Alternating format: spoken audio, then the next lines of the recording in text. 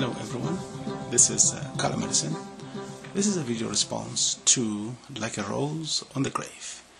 He posted a video titled, Why Do People Cut? I was actually moved, and that was quite a moving video posting that he made about his younger sister whom he discovered. First of all, I just want to commend you, Like a Rose on the Grave.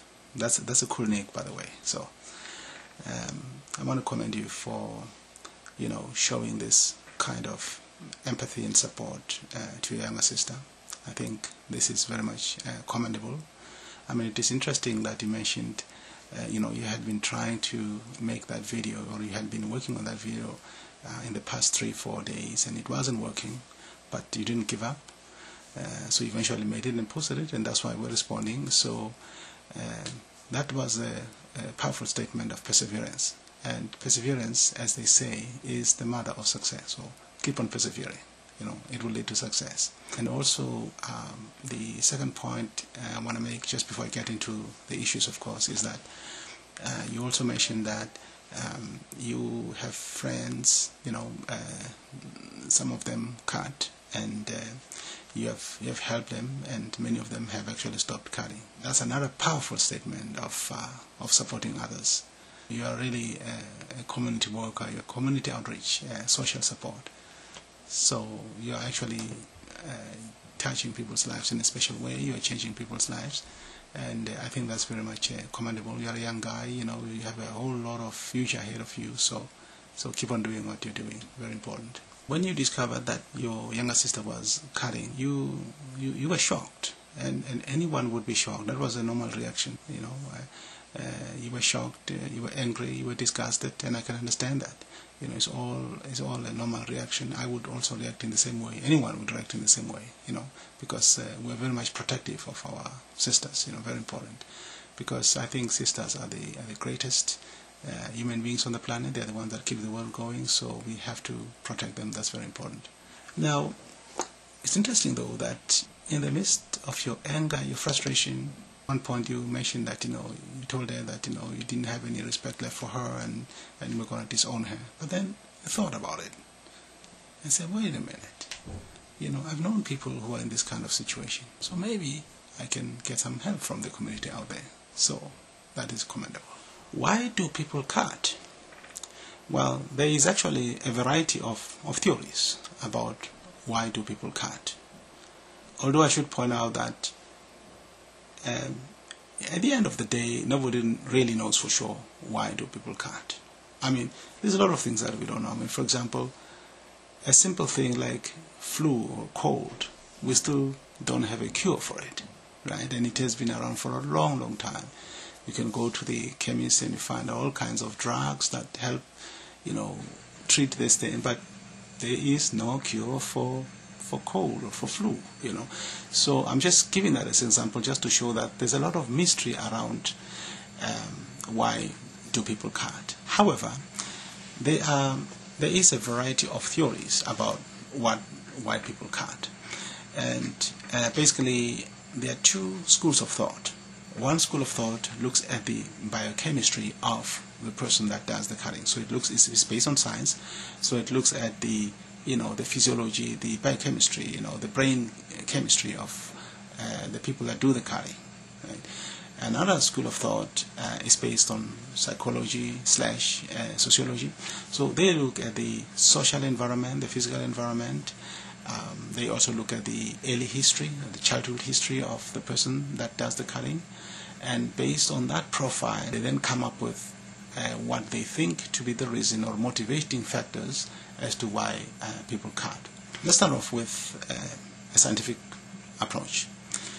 As far as the scientific approach is concerned, the belief is that the mood of a person is governed by brain chemicals or brain chemistry. And the most important chemical, of course, is the one called serotonin, because it is associated or linked with mood stabilization.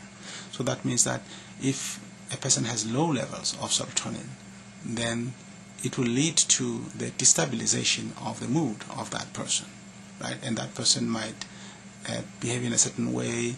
They might feel sad or or become depressed or withdrawn, and this may actually lead to anxiety, right? So that's an operating theory that looks at the behavior of people that do the cutting. And there's, for example, I think one of the studies that has found that the people that do the cutting, they have found that they had low levels of serotonin.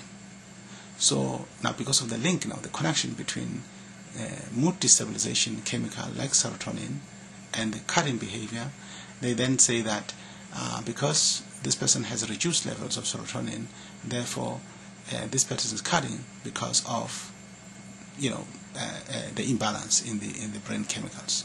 I just want to take it a little bit further here. You must bear with me here, because it's not very easy to try to talk about the complexity of why people do certain things without actually getting too technical, and I don't want to get too technical here. But in the case of cutting, obviously, the person cuts their skin, right? And usually the people that do the cutting, they are really doing what they call a soft tissue damage. And usually the cutting takes place on the arms, or on the legs, or even inside the thighs. It would appear that people that do the cutting, they're really doing it more as a coping mechanism. They're trying to deal with a very difficult, stressful situation, or stressful experience, or stressful environment by actually doing the cutting. And the question now becomes, what is the benefit then of cutting? Like, what is it that they gain out of it that would really motivate them to do this thing, right? Because human beings are very intelligent human beings, and they do something because there's some kind of a reward out of that. If you look at the skin, we all know that there are nerve endings that are under the skin, that are connected to the skin, and this is how the brain communicates. If it's cold, for example, and the only way the brain can know that it is cold, it is going to rely on those nerve endings that are attached to the skin.